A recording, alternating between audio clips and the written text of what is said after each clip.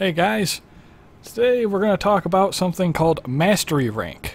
I probably would have talked about this sooner, but I had to wait till I could get to the point where I could actually demonstrate it, because having been playing for a while, my Mastery Rank is kind of high. But before I get into that, let me explain Mastery Rank a little bit. Your Mastery Rank can kind of be considered your main level, and it can be seen after your name in pretty much any window. If you go to your profile, show profile, it will display up here. In the case of me, I'm at 15. It will then tell you how many total mastery points you have, and then how much to the next level. I'm at 0. It's taken me a while to get this, and that's why it's taken me so long to make this particular video.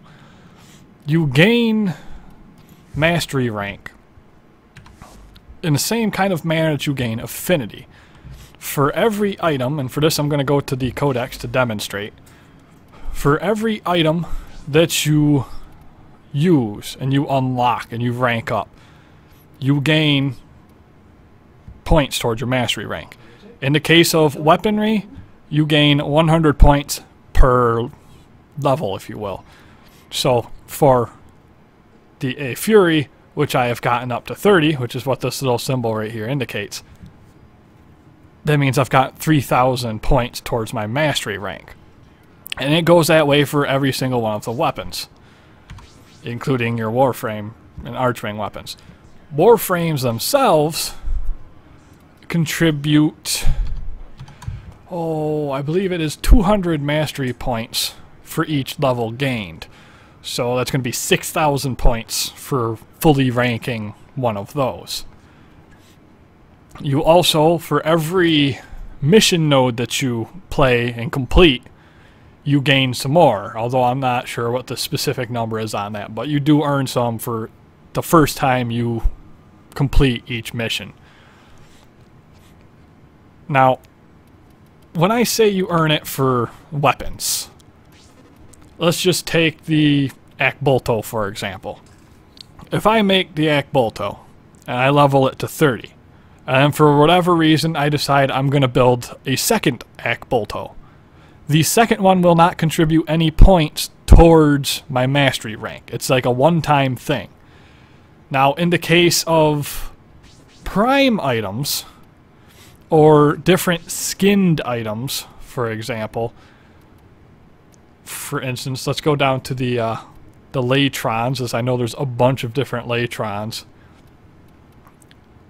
Say you have the original Latron, you rank that up to 30. If you make another original Latron, you won't get any more points towards your Mastery Rank from that. If you then get the Latron Prime, it will continue to count towards your Mastery Rank, because it is technically a separate weapon. It's a separate model of weapon. It would be like an M16 to the M4, where it's a really similar thing, but they're still technically different, if that helps the comparison at all. So if you had a Latron, and you had a Latron Prime, and you had a Latron Wraith, each one of those offers up to that 3,000 Mastery Rank points, because you can get each one to rank 30. Now, this is probably the biggest reason why you should always give a weapon or a frame to level 30 before you decide you really don't like it and just get rid of it. Because that way, if you do get rid of it, you never have to worry about getting it and leveling it again, because you have all of the Mastery Rank points that you can get from that. Now, you're probably asking, what does Mastery Rank get me? Well, before I tell you that, Companions also, same thing as the Warframes, they give you the Mastery Rank for doing it. Now, the Mastery Rank gives you a couple of different things. One thing that you can get is called Titan Extractors, and you can get that pretty much whenever, but what your Mastery Rank is determines how many of these little buggers you can actually send out. And I'm not going to go into much of what those are, because I was going to do a different video on that. But from 4 below, you can only use 1 drone. From 5 to 9, it's 2, and 10 up is 3. So there's a little bit of gain there.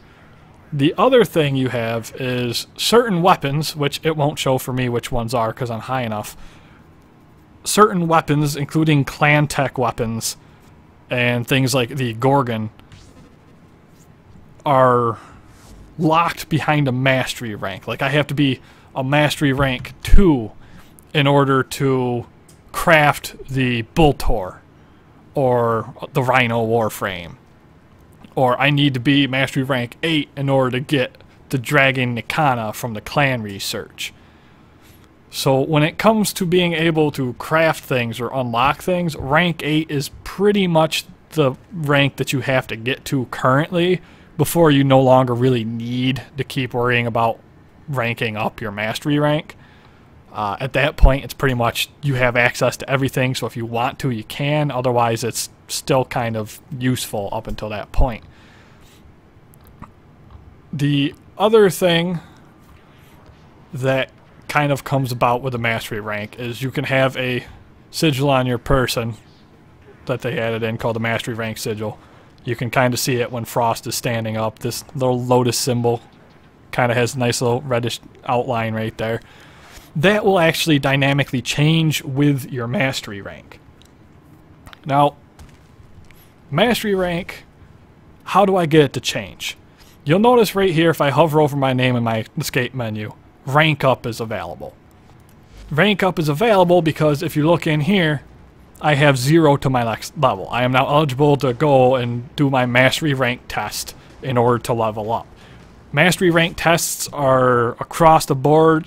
When you start off, it's little basics like, you know, get this many kills with your rifle, get this many kills with your pistol. Gets harder as you go to the point where sometimes you're doing things like you have a timed maze and obstacle course you have to get through, or you have to kill all the dudes on the outside ring of a place where the platforms you're standing on will continually disappear.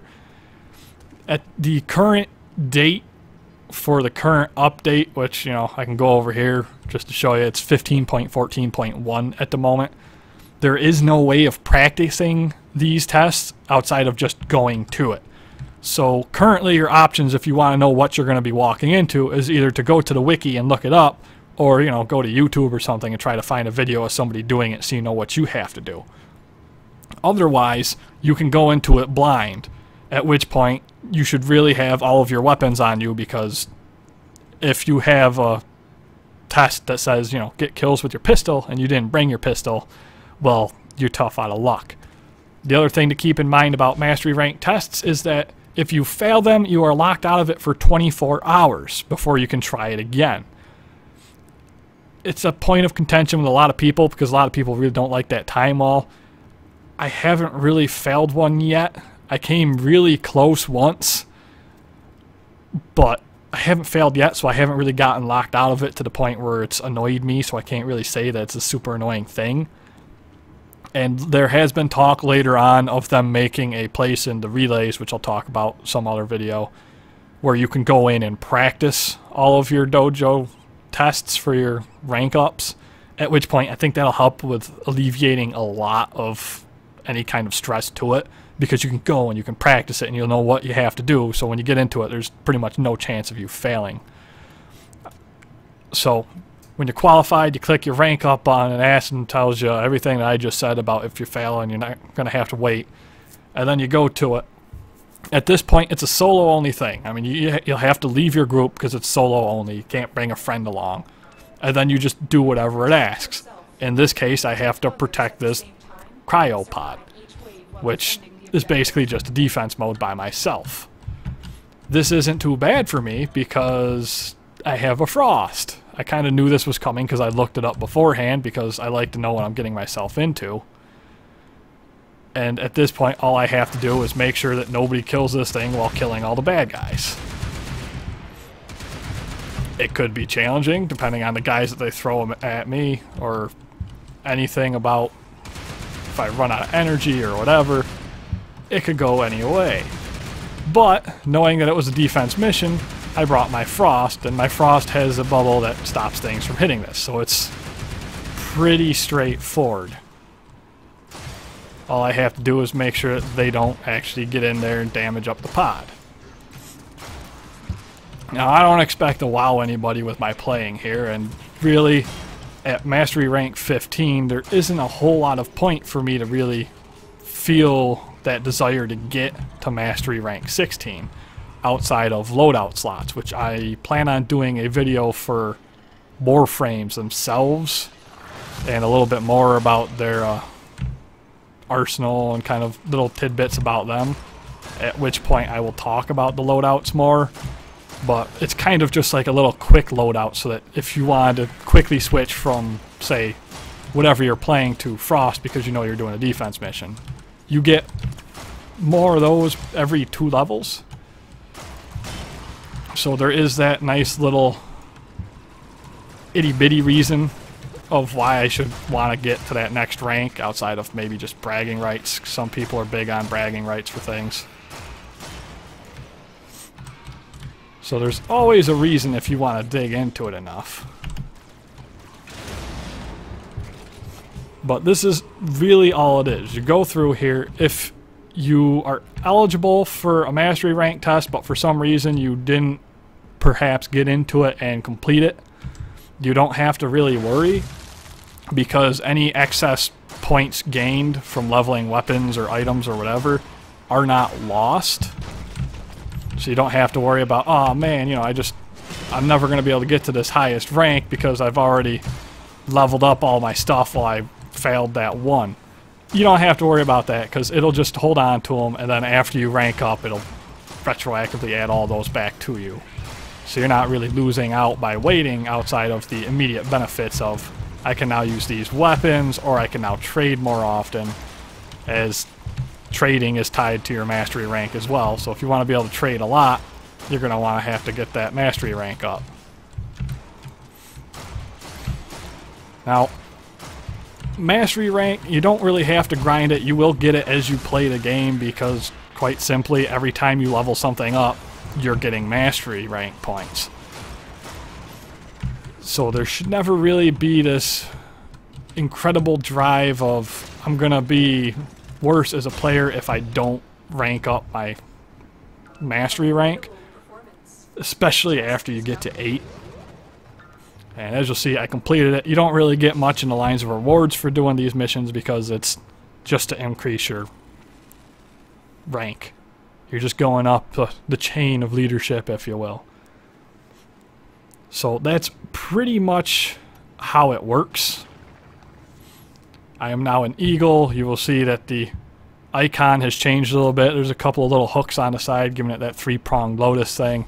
If I go up here, I'm now 16. The rank up icon is gone. I now have 82,204 mastery points that I have to get in order to be eligible to rank up to 17. Which, you know, at 1,000 points per weapon, or I should say 3,000 points per weapon, sorry. I'm not going to do a whole lot of math here, but that's over 20 weapons I have to level fully in order to get close to what I need. So for those who really want to try to max out their mastery rank, there is going to be a lot of an investment in getting all the different things, ranking them all up to 30, and going about it. But for the average person, it's just something that'll happen as you go. If you're playing and you hit your escape menu and you see your little bar over here is flashing, just hover over it. You'll see your rank up test. You can go to the wiki and investigate what you're going to have to do if you want a little forewarning. And then just go ahead and do it, because until you hit mastery rank 8, there's a bunch of weapons that you're going to not have access to until you've gone through the process of ranking up your mastery. That's mastery rank and affinity in a nutshell. I mean, affinity is gained by killing things or by using your powers. I can get more into that in its own individual thing, because I really just wanted to talk about the mastery rank in this given video, because it's there. And there's a lot of times where you see people running around and they're still mastery rank 1, and they have all this different stuff that really kind of tells you that they must have, well, it's imaginable they could have just bought it all and that's why they have it and they're still mastery rank 1. But at the same time, if they've been playing for a while and they have all this extra stuff, chances are they're probably eligible to be a higher mastery rank, and they just haven't done these tests, because I don't know if they just don't know about it, or if they just don't care. But for those of you who might have wondered, you know, how do I get to be 15 after my name? Or how do I get to be 3? Why is my buddy a 4 and I'm only a 1? That's why. You get stuff, you level stuff, you can level yourself. You level yourself, you get cooler little mastery rank symbols, you get a different name for the rank. In the case of mine, I just became an eagle. And then up until you hit, you know, mastery rank 9, you're unlocking access to weapons. That's pretty much all there is to say about mastery rank. If anybody does have more questions, I mean, for like hard numbers, it's always best to go to the wiki, because the wiki site has hard numbers, because everybody, you know, gets their minds together and just hammers out numbers and figures that kind of stuff out. So, I mean, a lot of times if you hear me say numbers, that's where I'm getting my numbers. The whole 1,000 mastery rank points, 100 per level for weapons. I mean, I can see that as I do it, but it's a lot easier for me to just go to the wiki and look at the numbers there.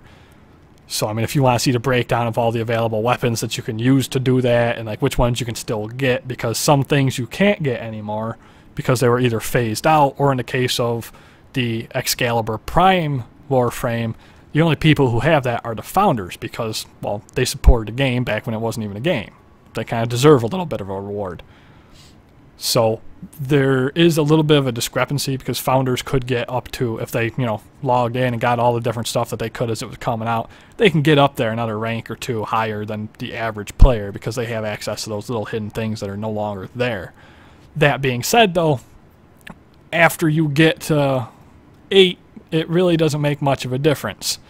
So you're kind of just having a peeing contest at that point, if you want to put so much emphasis on that number. Because it's not necessarily a show of skill as much as a show of devotion towards leveling everything up. So you don't have to feel bad about it, but I would recommend you get it up to at least 8 so that you can have access to all these fun little weapons that you might not get anyways outside of that. And if you have any questions, as always, leave a comment. Feel free to, like, you know, message me on YouTube or whatever, and I will try my best to help you understand it, because I enjoy Warframe. I'd like to see everybody else enjoy Warframe, and sometimes this stuff, being a beta, just isn't really explained all that well. Hopefully I'm doing a better job than the game does at explaining this stuff. Until next time, stay frosty.